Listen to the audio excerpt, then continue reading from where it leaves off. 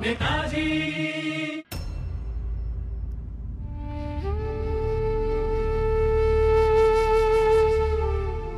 মেজ বৌদিদি, আশা করি ওখানকার সব কুশল। আপনার চিঠি পেয়ে যার পর নাই আনন্দিত হয়েছি। আমার চিঠি পড়ে আপনারা যে রস উপভোগ করেছেন তা জেনে সুখী হয়েছি। কারণ মধ্যে মধ্যে আশঙ্কা হয় যে হয়তো জেলে থাকতে থাকতে জীবনের সব রস শুকিয়ে যাবে। এই হাজতবাসের প্রভাব মনের ওপর পড়তে না দিলেও শরীরের ওপর যে ধীরে ধীরে প্রভাব পড়ছে তা বেশ টের পাচ্ছি। শরীর ক্রমশ ভাঙছে।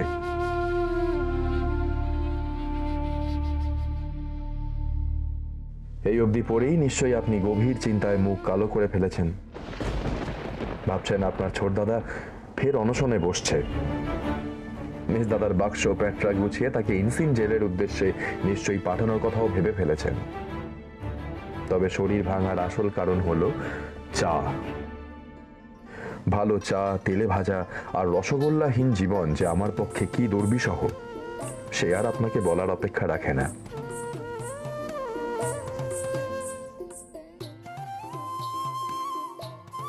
ছোটদাদা, দেখো তো তোমাদের কলেজের বার্ষিক অনুষ্ঠানে আমি আমার দায়িত্বগুলো ঠিক মতন পালন করতে পারছি তো? বৌদিদি, জলযোগের দায়িত্ব আমার। দেখি কেমন। গোপাল, আস্তে আস্তে। জল দাও, জল দাও। গোপাল, কি কাণ্ড দেখো। নাও, আস্তে আস্তে জল খাও, জল খাও।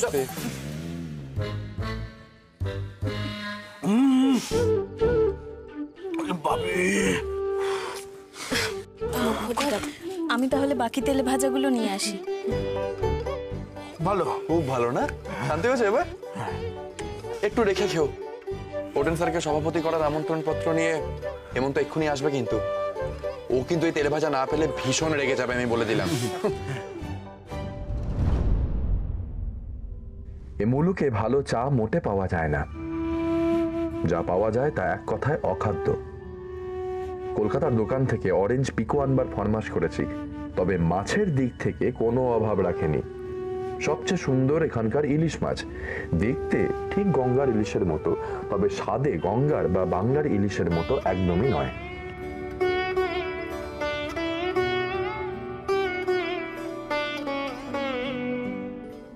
গঙ্গা পদ্মা জানি না ছোটদাদা, আমি জানি তুমি বাড়ির খাবার, বাড়ির পরিবেশ সকলকে বড় কাছে পেতে চাইছো। মাকে বড় দেখতে ইচ্ছা করছে না তোমার? আমিও জানি ছোটদাদা, দেশ তোমার কাছে মা, কিন্তু তোমার যে জন্মদাত্রী তার প্রতি তো তোমার ভালোবাসার অভিমানের অন্ত নেই। সেই ছোট থেকেই তো তুমি মা আর দেশ এই দুয়ের টানাপোড়েনের জেরবার। এই বিপদের মধ্যে আমি তোমাকে কোথাও বেরোতে দেবো না। মা, মা এমন করো না মা। মা, ঝড়ের কারণে কত মানুষ অসহায় হয়ে পড়েছে, খেতে পায়নি কতদিন, তাদের ঘর বাড়ি হারিয়েছে। আমাকে তাদের কাছে ত্রাণ পৌঁছে দিতে হবে মা। এসব ভাবার জন্য বড়রা রয়েছেন। সব বিষয়ের মধ্যে নিজেকে জড়িও না সুবি। এই দুর্যোগের মধ্যে আমি তোমাকে কোথাও বেরোতে দেবো না। মা, এরকম করো না মা, একটিবার যেতে দাও আমায়। মায়ের কষ্টটা আর কবে বুঝবে সুবি? যতক্ষণ না পর্যন্ত তুমি আমাকে কথা দিচ্ছ তুমি আমাকে না জিজ্ঞেস করে এই বাড়ির বাইরে এক পাও রাখবে না, ততক্ষণ পর্যন্ত তুমি এই ঘরেই বন্দি থাকবে, আর এটাই তোমার শাস্তি।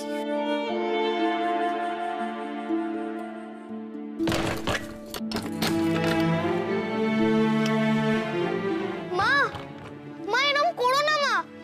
মা, দরজাটা খুলে দাও। মা, যেও না মা। ও মা, মা দরজাটা খুলে দাও। মা শোনো, ও মা শোনো না।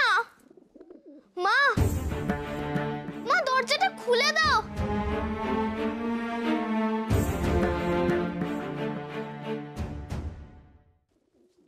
দেশের মানুষ এত বড় বিপদে পড়েছে, আর আমি এই ঘরের মধ্যে চুপ করে বসে থাকবো? তা কি করে হয়? কি করে ত্রাণ পৌঁছবো আমি ওদের কাছে? কি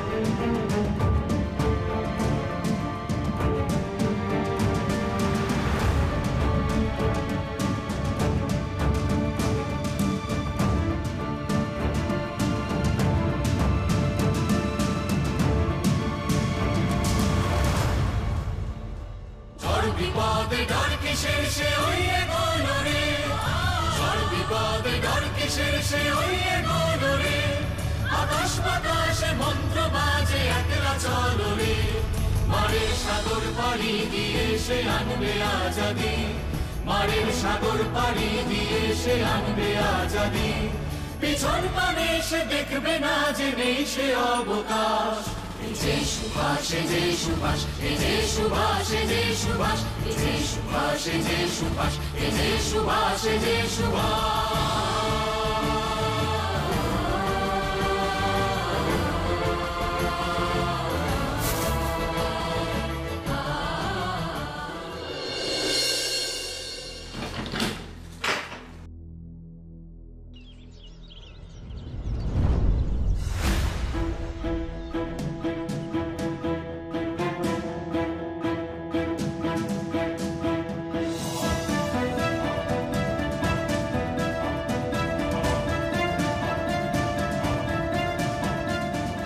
মা, সুবি আমাকে ফাঁকি দিয়ে বাড়ি থেকে পালিয়েছে। কি কাণ্ড! হ্যাঁ রে বাবা, রে বাবা, কি দোষী ছেলে!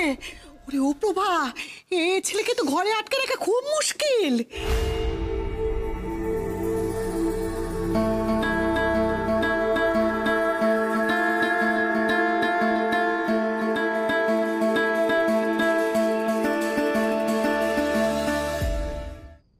মা, সুবি, সুভাষ, এ কি অবস্থা তোমার? কি হাল করেছো চেহারার?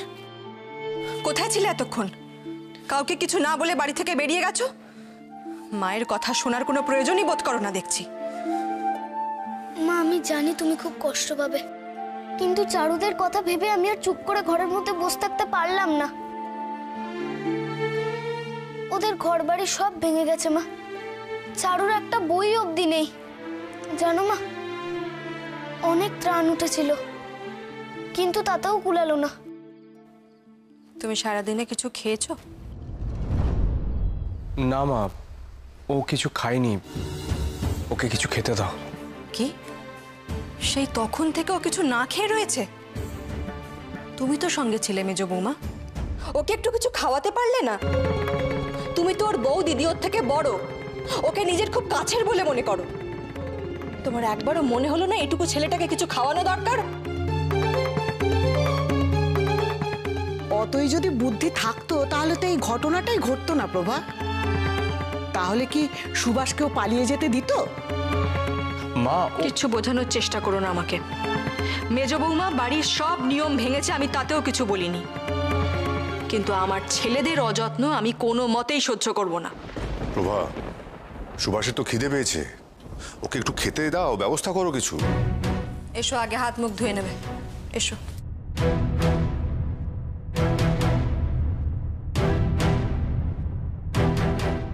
এবার আসি আসল কথায়। আপনি জামা কাপড়ের খোঁজ নিয়েছেন আমার। আপনি জানেন না আমাদের কোনো অভাব থাকতে পারে না, আমরা সম্রাটের অতিথি বলে কথা। সবাই এখানে কি অবস্থায় থাকে দেখছো অনিলদা? মান্দালয় জেলের বিভীষিকার কারণটা এখন কিন্তু ঠিকঠাক টের পাচ্ছি সুভাষ। কাল রাতে ঠিক মতো বুঝিনি,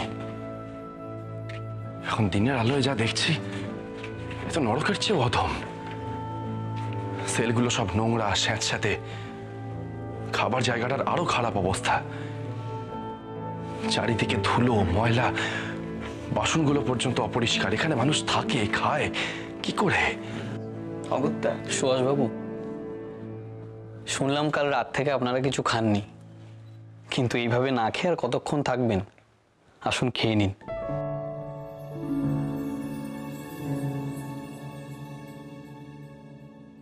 বাঙালি? শ্যামলাল সান্যাল। এখানে কি করে? একবার এক ইংরেজ সাহেবের ব্যাগ থেকে টাকা চুরি করেছিলাম। সেই সাহেব আমার ওপর এমন রেগে গেলেন যে এত দূরে পাঠিয়ে দিলেন। কি অদ্ভুত দেখুন তো, এক সাহেবের ব্যাগ থেকে আপনি একটু টাকা চুরি করেছেন বলে আপনাকে এখানে মান্দালয়ের জেলে পচে মরতে হচ্ছে, আর সাহেবরা একটা গোটা দেশ চুরি করে নিয়েও আনন্দে ঘুরে বেড়াচ্ছে। সে যার যার কপাল। অনেক দিন হলো এখানে আছি। সাহেব আমার ওপর এমন রেগে আছেন যে এখনো ছাড়ছেন না। থাকো সব কথা, আপনি বরং এখন খেয়ে নিন। একটা মজার কথা আছে জানেন, মানুষ না খেলে মরে না, কিন্তু খেলে মরে। অস্বাস্থ্যকর খাবার। কিন্তু আমরা তো এই খাবারই খাচ্ছি, মরছি না তো। ধীরে ধীরে মরবেন। এই অস্বাস্থ্যকর খাবার আপনাদের শরীরের ভেতরটাকে একেবারে ঝাঁঝরা করে দিচ্ছে। এখন টের পাচ্ছেন না, কিন্তু যেই দিন বুঝতে পারবেন সেই দিন আর কিচ্ছু করার থাকবে না। কথাটা শুনুন আমার, খাবেন না এই খাবার। কেন খাচ্ছেন? অপরাধ করেছেন সেই জন্য জেল খেটে শাস্তি ভোগ করছেন, কিন্তু বাকি শাস্তিগুলো ভোগ করার কি কোনো যুক্তি আছে আপনার কাছে? কি সুভাষবাবু, খিদে পেয়েছে? খেতে এসেছেন? জানতাম পেটে টান পড়লেই সুর করে চলে আসবেন। ভুল জানতেন অফিসার। খাবারের মান উন্নত না হলে আমি যে খাবো না সেটা তো কাল রাতেই জানিয়ে দিয়েছি। আর যেই খাবার খেলে মানুষ অসুস্থ হয়ে পড়বে জানি, সেটা অন্যদেরকেও না খাওয়ার জন্য বোঝাতে এসেছি। ওনারা বুঝলেই আমরা দল বাঁধবো। এই জেলের চিত্রটা তো বদলে দিতে হবে, সেই জন্য এসেছি, খেতে নয়।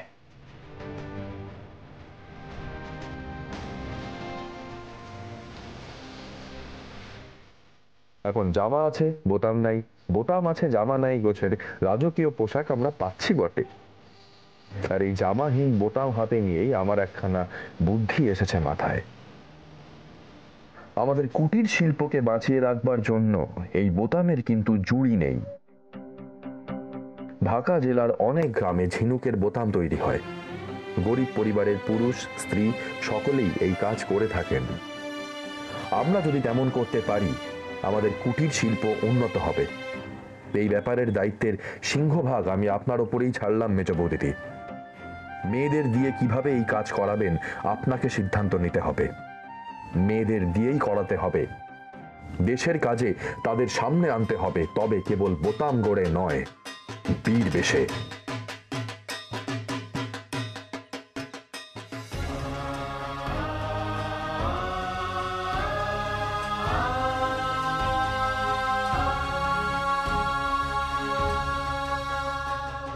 वन्दे मातरम् वन्दे मातरम् सुजला सुफला मलयज शीतला शस्य श्यामला। কাদের পুজো ঠাকুর এটা? এবার শুনলাম কলেজের ছেলে মেয়ে মিলে বারোয়ারি পুজো করছে। হ্যাঁ ঠিকই শুনেছো, কলেজের ছেলে মেয়েরাই পুজো করছে। ওদের নেতা হলো প্রেসিডেন্সি কলেজের ছেলে সুভাষচন্দ্র বসু।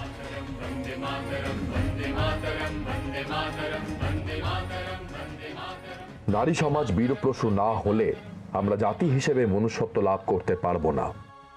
মেয়েরা এগিয়ে না এলে দেশের স্বাধীনতা আসবে না, এ আমার দৃঢ় বিশ্বাস।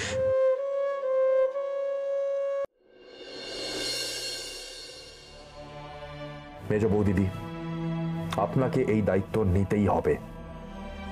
মেয়েদের মনে আত্মবিশ্বাস তৈরি করতে হবে। আপনাকে এই কাজে সাহায্য করবার জন্য অনেকে থাকবেন। সকলের কানে এই মন্ত্র দেবেন, যে দেশে নারীরা কেবল শোক করে থাকেন এবং উৎপীড়িত হন, সে দেশের শ্রীবৃদ্ধি সম্ভব নয়।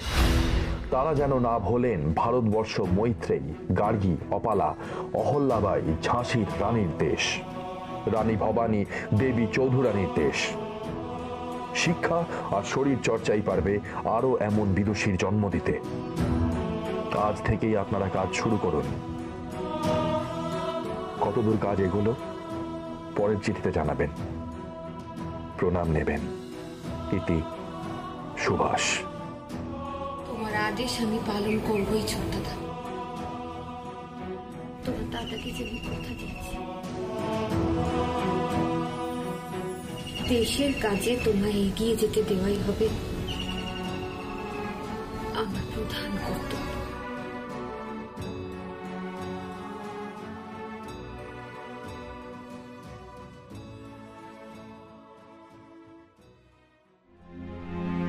বীরের কি কখনো মৃত্যু হয়?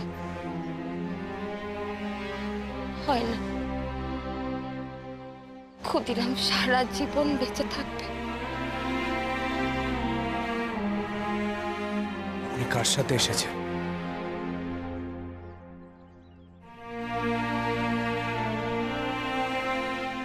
দাদার সাথে।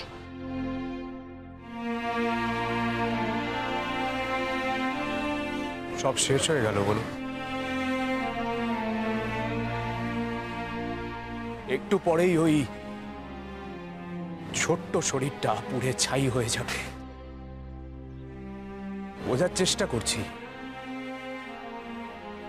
এই আত্মবলিদান কি দিয়ে গেল দেশকে। এই যে এত মানুষ এসেছেন শ্রদ্ধা জানাতে, কেউ আজ ইংরেজদের পরোয়াও করেনি। এটা কি কিছু কম? আজ সারা দেশ একসঙ্গে ক্ষুদিরামের সাথে চলছে। কারোর চোখে এক ফোঁটাও ভয় নেই। দেখুন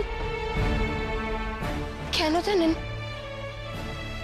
কারণ ওরা সকলে জানে ওদের সঙ্গে বীর ক্ষুদিরাম আছে। হয়তো আপনার কথাই ঠিক। আমি জানি না আমার মনটা এত খারাপ লাগছে কেন।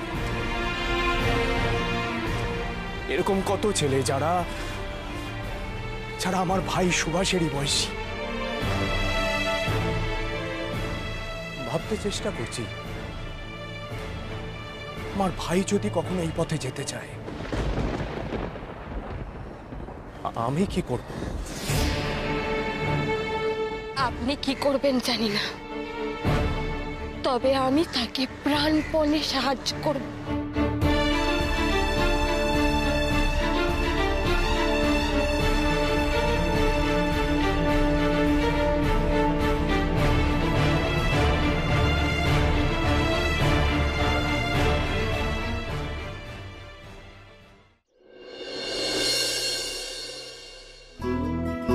পরম পূজনীয় মেজদাদা, তোমার চিঠি পেলাম।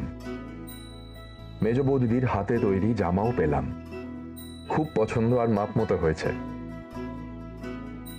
মেজ বৌদিদির চিঠির প্রত্যুত্তরে তুমি আশঙ্কা প্রকাশ করেছ যে আমার ভালো থাকার যে বর্ণনা আমি দিয়েছি তা মন গড়া নয় তো? না, মন গড়া তখন অবধি ছিল না। তবে শরীরটা এখন একটু একটু করে সত্যিই ভাঙছে। বেশ দুর্বল হয়ে পড়ছি, সেটা টের পাচ্ছি।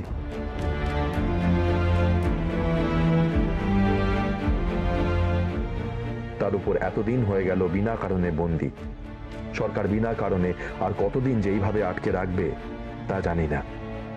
তবে খুব সহজে যে মুক্তি পাবো না সে বেশ বুঝতে পারছি। আমি সশরীরে হাজির না হতে পারলেও কাজ যেন থেমে না থাকে মেজদাদা। মানুষের যেন কোনো অসুবিধে না হয়। তুমি আমার হয়ে সকলকে এক সূত্রে বেঁধে রেখো মেজদাদা। সেই কীট না হলেও আমি ফিরব সকলের কাছে।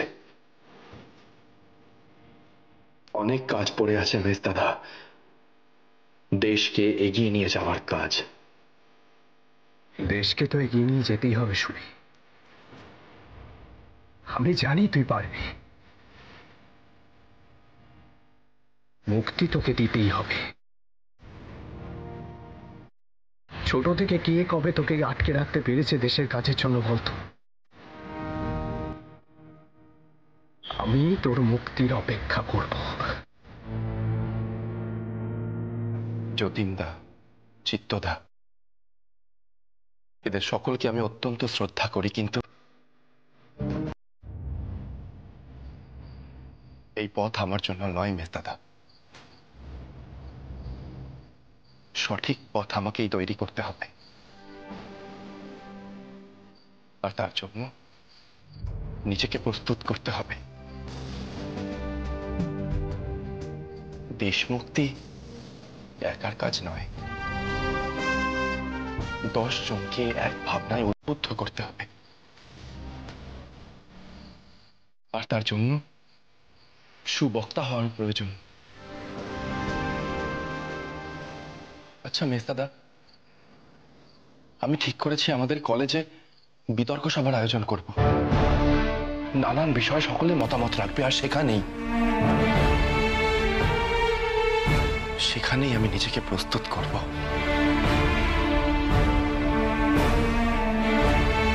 আমাকে প্রয়োজন হলে জানাস।